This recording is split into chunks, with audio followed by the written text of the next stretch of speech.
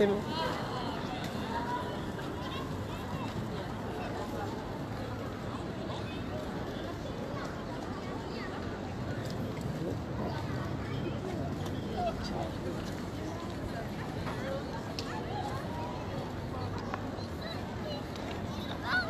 Bonjour, bonjour.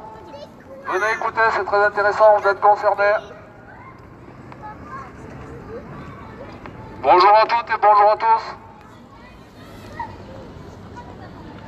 Aujourd'hui, nous allons sortir des dossiers lourds, des dossiers très lourds.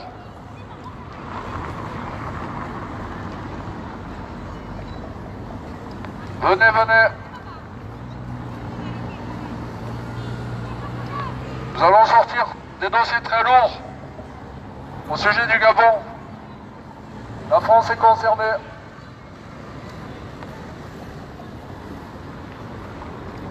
Pour commencer, nous allons vous parler de l'opération Dignité qui s'est déroulée au Gabon cette semaine, lundi dernier. Nous allons aussi vous parler de la France-Afrique. Vous avez déjà entendu parler de la France-Afrique? On va en parler un peu plus tard. Nous allons vous parler de M.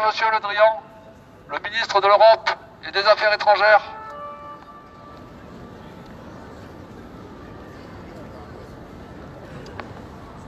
L'actualité est bouillante cette semaine. L'actualité est bouillante cette semaine. Cette semaine, les phares ont été braqués sur le Gabon.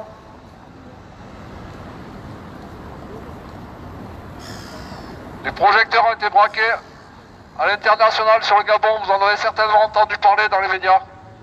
Ça fait le tour du monde.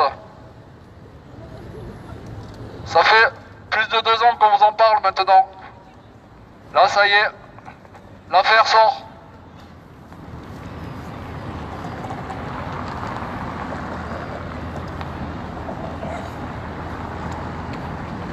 L'affaire sort sur le Gabon. Cette petite colonie, ancienne colonie française, qui a connu le célèbre hold-up militaro-électoral du dictateur Ali Bongo le 27 août 2016. Pour ceux qui ne le savent pas, le vrai président du Gabon, c'est Jean Ping. C'est lui, le vrai président du Gabon. C'est pas Ali Bongo, c'est faux. Tout le monde est au courant. Pour vous situer dans le contexte, pour la junte au pouvoir, qui occupe le pouvoir, qui squatte le pouvoir au Gabon, pour cette junte, il est urgent de remplacer le dictateur Ali Bongo, qui a disparu. Vous en avez certainement entendu parler. Ali Bongo, il a disparu, plus de nouvelles de lui depuis le 24 octobre 2018. C'est-à-dire depuis 80 jours exactement. Et plus précisément, 2 mois et 3 semaines. Ali Bongo est mort. Et tous les subterfuges, tous les subterfuges sont bons pour contourner la constitution gabonaise et assurer le prolongement de cette dynastie sanguinaire et diabolique. Pour cela, la junte a échafaudé un faux putsch militaire, un putsch digne d'Hollywood. Ce putsch a eu lieu lundi dernier, le 7 janvier 2019. Mais ce que la junte n'avait pas prévu, c'est que lors de ce putsch, des militaires gabonais, dont Kelly Ondo Obiang, lors de l'opération Dignité, se sont rangés du côté du peuple, du côté de la démocratie, du côté des droits de l'homme.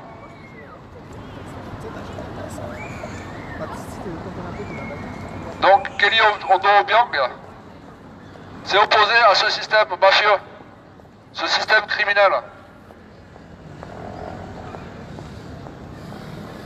Et ce qui a permis de dévoiler aux yeux du monde entier ce vulgaire stratagème.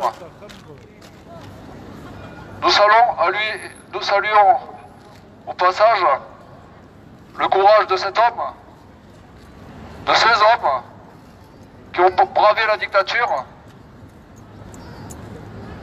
et qui ont fait preuve de patriotisme.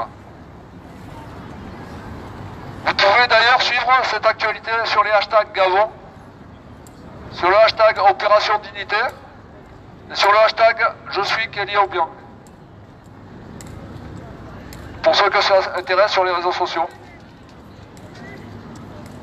Donc au Gabon, la junte continue de se ridiculiser. Elle a été tellement démasquée, cette junte, qu'elle a fait prendre des décrets cette nuit à 1h30 du matin par Ali Bongo, alors qu'on sait tous qu'il est mort. Ça, c'est pas mal. Une élection du Parlement est organisée et un nouveau Premier ministre est nommé sans que Sieur Ali Bongo ne reçoive la démission du précédent gouvernement et ne convoque les députés pour une élection du bureau du Parlement. Nous sommes en face d'un coup d'État constitutionnel. La loi fondamentale du pays, le Gabon, est bafouée. La constitution gabonaise est violée par un gang au sommet de l'État, décidé à confisquer le pouvoir à tout prix.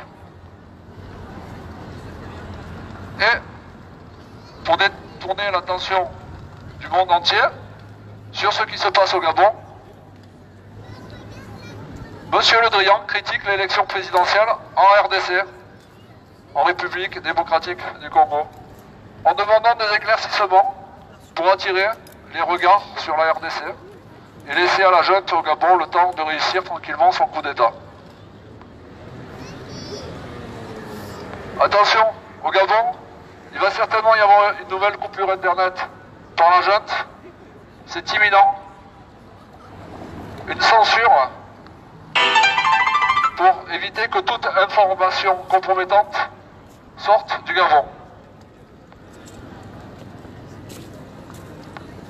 Les putschistes ont l'habitude, comme dans d'autres pays d'Afrique, de couper Internet lorsqu'ils font des exactions. Maintenant, nous allons vous parler de la France-Afrique. Vous en avez entendu parler certainement de la France-Afrique. C'est un terme péjoratif qui est généralement utilisé pour dénoncer la politique étrangère néocoloniale de la France en Afrique, avec ses anciennes colonies, comme le Gabon, la RDC, etc. À ce sujet, le président Emmanuel Macron avait, lors de sa visite au Burkina Faso, déclaré, je cite, « Il n'y a plus de politique africaine de la France. » Oui, justement, je le sais. En parallèle, on a cessé de voir M. Macron et Le Drian aux côtés du dictateur Ali Bongo. Au passage, il lui a accordé indirectement des sommes colossales par le biais de la très controversée Agence française de développement. Un véritable scandale. Vous pouvez vérifier sur Internet, hein, tout y est. Tout ce que je vous dis, c'est factuel. Vous avez aussi le documentaire de France 2, sur France 2, complément d'enquête, intitulé Le clan Bongo, une histoire française. Sur la question du Gabon, Monsieur Le Drian ne se bat pas que pour sa survie, car il est indirectement impliqué dans une corruption active par les Bongos, et aussi dans les répressions meurtrières qui ont eu lieu au Gabon à la suite des élections présidentielles de 2016. Les militaires français y avaient pris part et les ont même coordonnés à travers la DGSE. Je vais maintenant citer la phrase du député européen Yannick Jadot.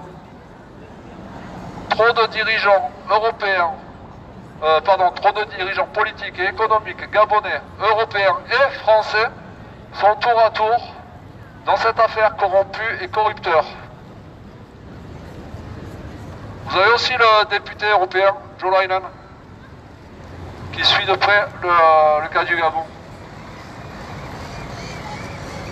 Monsieur Joe Leinen, député européen, rappelait récemment que l'Union européenne devait appliquer les sanctions prévues dans le cadre de l'accord de Cotonou.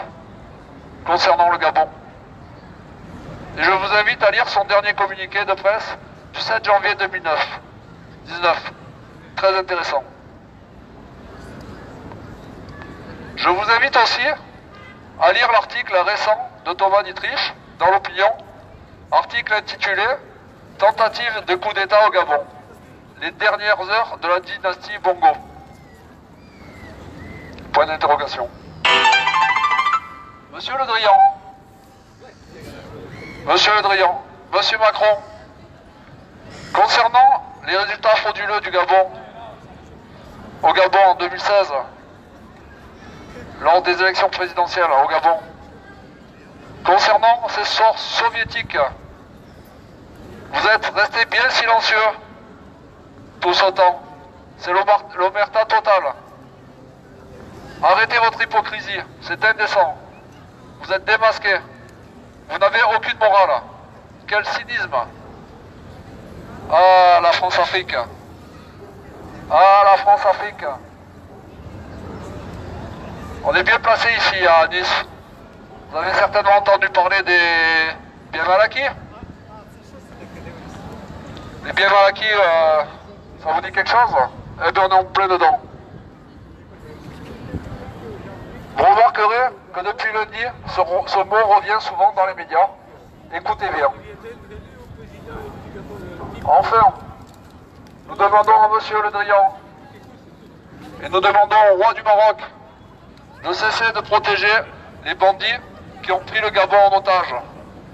Nous leur demandons d'arrêter de bloquer le processus démocratique au Gabon.